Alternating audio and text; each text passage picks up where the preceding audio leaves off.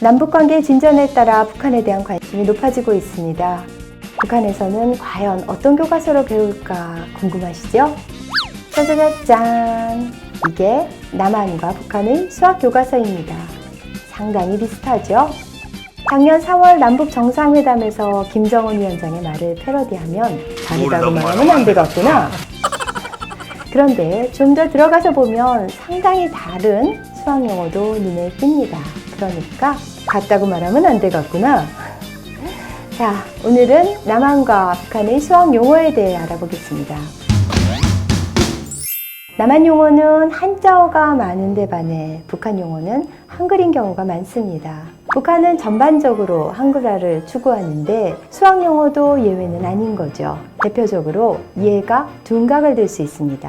남한의 예각을 북한에서는 뾰족각, 둔각은 무딘각이라고 합니다.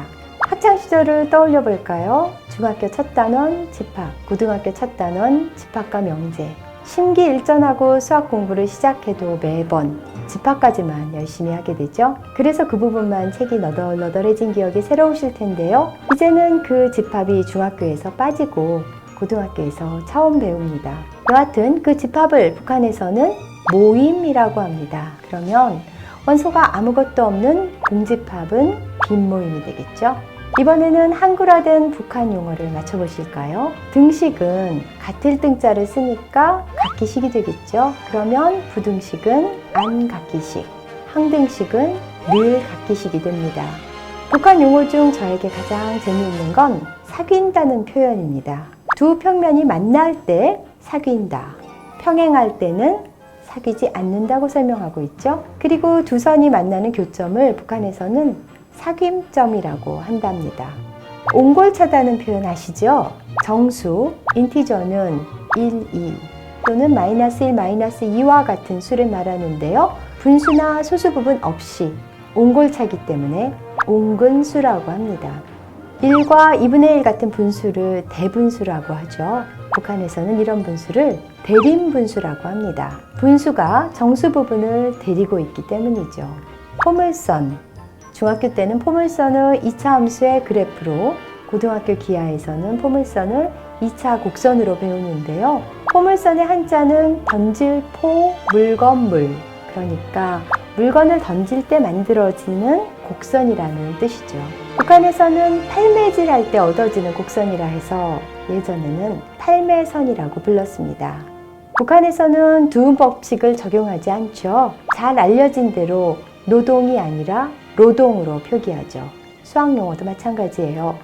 연립방정식을 연립방정식, 누적도수를 누적도수, 명을 명이라고 하는 것도 소소한 차이입니다.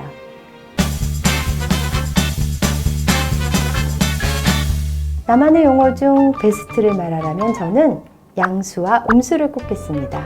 음양오행설에서 양과 음을 차용해서 양수음수라고 한 건데요. 0을 기준으로 반대 방향인 수이면서 짝을 이룬다는 의미 전달이 잘 되죠.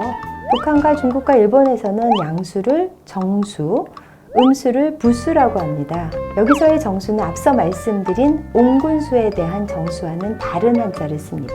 그리고 부수는 질, 부를 쓰는데 양수가 이익이라면 음수는 빚, 부채니까 그렇게 명명한 거죠.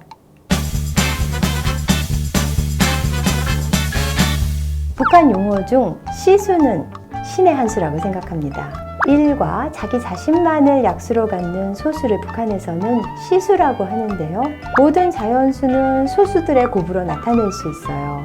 그걸 소인수 분해라고 하죠. 예를 들어 30이라면 2 곱하기 3 곱하기 5로 소인수 분해할 수 있죠. 즉 30은 2, 3, 5라는 세 소수의 곱으로 나타낼 수 있습니다. 자연수 중에서요. 소수는 극히 일부지만 이 소수만 있으면 어떤 자연수도 만들어낼 수 있어요. 그러니까 소수는 자연수를 만들어내는 시가 된다. 그래서 시수. 멋지지 않나요?